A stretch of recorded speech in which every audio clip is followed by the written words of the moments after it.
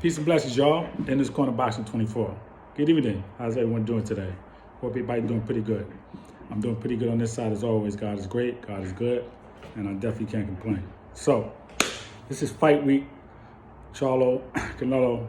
But I want to talk about an interview I just saw where Leonard Ellerbe was being asked questions about Tank and Shakur Stevenson and Devin Haney and those fights, and would it be competitive, who would win, and the status of it, and how soon those fights could happen. And I don't agree with a lot of what he said. And here's why I say that. He said that we know that Tank is a seller. He sells out arenas. Pay-per-view, he's a seller. He's not the top seller. Canelo is that man. But Tank is right after him, and then Errol Spence. That's what we've seen, right? But here's the thing, though. Leonard Ellerbe said, when asked about Shakur Stevenson and Devin Haney, first he said, basically, that those guys were, Tank is the man. And when Tank fights them, when Tank's fight, you're going to see. He basically said in so much words that they can't touch Tank. But then at the same time, when they asked him, when they pressed him a little bit, the reporters, about Shakur Stevenson, and they said, well, if Shakur's no competition for him, then who's he going to fight? He said, no, I didn't say there's no competition. So it's like, what are you saying, though? I just want to know, what are you saying? On the one hand, you're saying they can't touch Tank, but then on the other hand, you're not saying Shakur's no competition. So what is it? Which way is it going to go? Now, he also said that Tank is going to pay you what you weigh. That's interesting. He's going to pay you what you weigh. He said it ain't got nothing to do with belts and titles and all that. He's going to pay you what you weigh. So Shakur don't weigh nothing? Shakur don't bring nothing to the table? Devin Haney's undisputed, so he's not bringing nothing to the table. You're just going to give him crumbs? You're going to give him what you want to give him because you're one of the biggest sellers? Does that really make sense? And do I really have to concede to your demands? And if I don't concede to your demands, and you ain't fighting top level guys, then when you're done, Tank, when he's done in whatever, a year or two or whatever, because he said he ain't really trying to fight too much longer.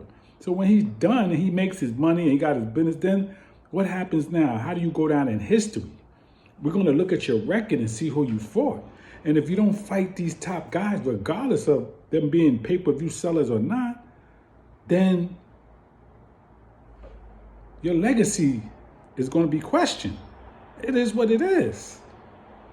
It is what it is. De La Hoya made a smart business decision when he fought Floyd Mayweather. And he lost the fight. But he knew that was a good fight. That was a good name to have on his record. Why? Because Floyd Mayweather continued to win and dominate and retired undefeated. 50 wins with 27 knockouts.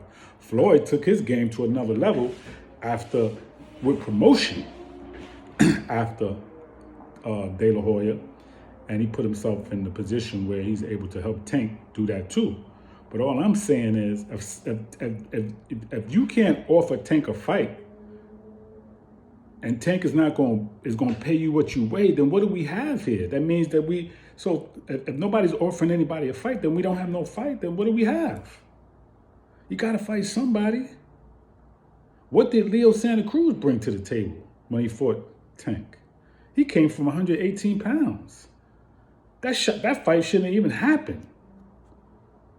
Y'all talk about the knockout. Yeah, it was a beautiful knockout, uppercut. I love it. I mean, he was stuck on the ropes in the corner, stationary, like he shouldn't have been. But yeah, okay, it was a nice knockout, but he was a bantamweight, bro. Come on, man. I'm not doing that. You're not getting no credit for that, bro. Tank ain't no little dude. He's short, but he ain't walking around at 118 pounds. He ain't even walking around at 135 or 140. So let's keep it real. The dude got power in both hands, and a lot of that is generated, is natural strength, but it's also, man, he's a big dude. He got power, he got strength, okay?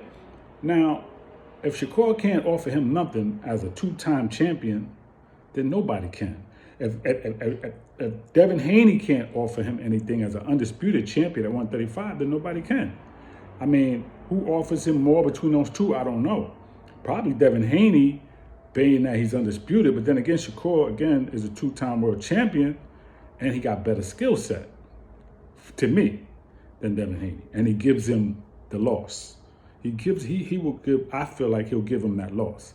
So I'm just confused by how, okay, because we know you sell out, we know you sell out arenas, we know you make these good pay-per-view numbers, but you gotta fight somebody also for your legacy, man, for when you retire. Now, he says something that's real. He said if you put one of them on pay-per-view by themselves and you see how they sell, you see what I'm talking about. Okay, fine. They're not big pay-per-view sellers. We know that. We know that. It takes time. Just like it took time to build Tank up to that, it's going to take time to build him up too. They're with the wrong promotion. I mean, that's part of the problem. You know, okay, and they're stuck in that contract, Shakur and Devin Haney even now with Top Rank. You know, they're between a rock and a hard place. So that's part of the problem. As far as promotion, I mean, there's nothing much more they can do. I mean, they have a promoter that's supposed to promote them right. That's what promoter does. That's what Mayweather has done for Tank. And that's what Bob Arum and Top Rank is supposed to do for Shakur and even Devin Haney. Now, on their side, they could, do a lot of interviews and promote themselves and talk crap about fighters and all of that to put themselves out there. But, I mean, that's about it. That's really all they could do. What else could they do? Do I want to see knockouts? Yeah. People want to see Tank because they want to see knockouts. But guess what? I don't always want to see a first-round knockout or a second-round knockout. Not that he's doing that anyway. But I want to see sometimes a good fight, man. At least go 6-7 rounds. A good competition.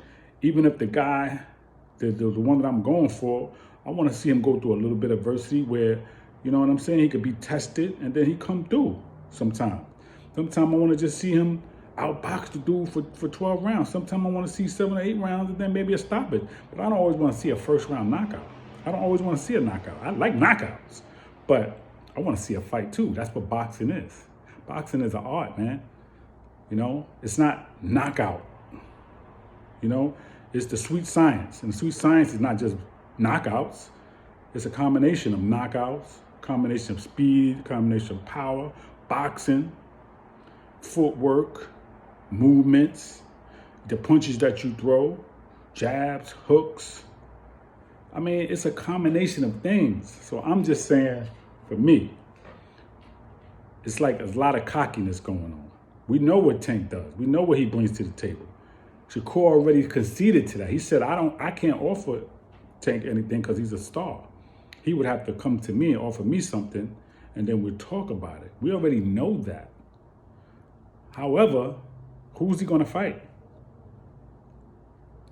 Who's he going to fight? Is he going to fight Keith Thurman? Well, Leonard Ellerbe said he don't even know why that was ever even talked about or brought up because that's definitely not happening. Okay, so who's he going to fight? Isaac Cruz again? So it's okay for Isaac Cruz to make money fighting Tank, making whatever he made, and now he's going to fight him again after the loss? And y'all say Tank broke his hand, but yeah, he still beat him, right? So what does that say? What's he going to do with a healthy hand? He's going to be more dominant, right? If his hand was broke, if his hand was messed up in that fight and he still won, right? So why not put him in there with Shakur Stevenson? Somebody that's going to really test him. Somebody that he's really going to have to go to another level of his fight game and thinking. He's going to have to, he's not going to be able to set the traps like he did for everybody else. That's what I feel like. I just want to know what I'm saying wrong and what I'm not seeing. Because at the end of the day, Spence finally said, you know what, I'm going to make this fight with Crawford because this is the fight that I need. I'm unified champion. I want that belt. He has it. No matter what anybody says, I got to fight this dude for not only the money, but for my legacy. He wound up losing, getting the short end of the stick, but he took a chance, and that's what happened. So somebody has to offer somebody something, okay? Crawford made money he never made before. But he deserves it because he was an undisputed champion at 140. And he came from 135 and he beat everybody, stopped everybody at 147. He brought something to the table, man. That's all I'm trying to say. Maybe he didn't bring the pay-per-view and selling out the arenas, but he brought something. And he brought his championship, his WBO belt. That has to mean something. That has to mean something. So if it's just, I don't have no belt, and I don't have, I get it. Floyd was never unified champion. He only had one belt here, okay? And he still was who he was. But again, this was after 2007. Let's not forget it. He started in 96. He wasn't selling out no arenas. Okay, it was a process. That was a long process for him. That was 11 years. So we learn from our mistakes, right? Why does that Shakur have to go through that, or Devin Haney have to go through that?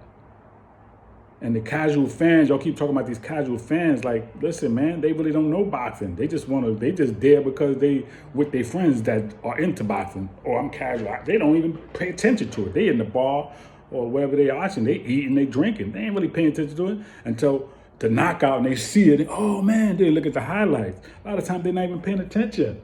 Okay, but they're supporting these fights. But it's a damn shame, man, that real boxing fans want to see these good fights and we can't see them. That's all I'm saying. So we'll see what happens, man, with Tank. He put up a post saying he's handling his personal business and he'll see everybody at the top of the year. So I don't know if that means he's not fighting for the rest of this year. He's going to fight the beginning of the year. He ain't saying who he's going to fight. Maybe the Shakur Stevenson fight is not ready. I want to see it, but maybe it's not ready. Okay, maybe he is going to fight somebody before Shakur. But at the end of the day, I think that fight has to happen between him and Shakur, or him and Devin Haney. Ryan Garcia brought something to the table too. But look how he beat Ryan Garcia. He said Ryan Garcia, one thing he learned about in that fight was that he wasn't on his level. So if nobody's on your level, okay, then that means that there's nobody for you to fight. Nobody's on your level, but somebody got to be on that level. And the only way we're going to find out is you getting in the ring. Peace and blessings, y'all. In this corner, Boxing 24. Please subscribe to the page. Please leave your comments. Let me know how you feel. Everybody enjoy the rest of your evening. Peace.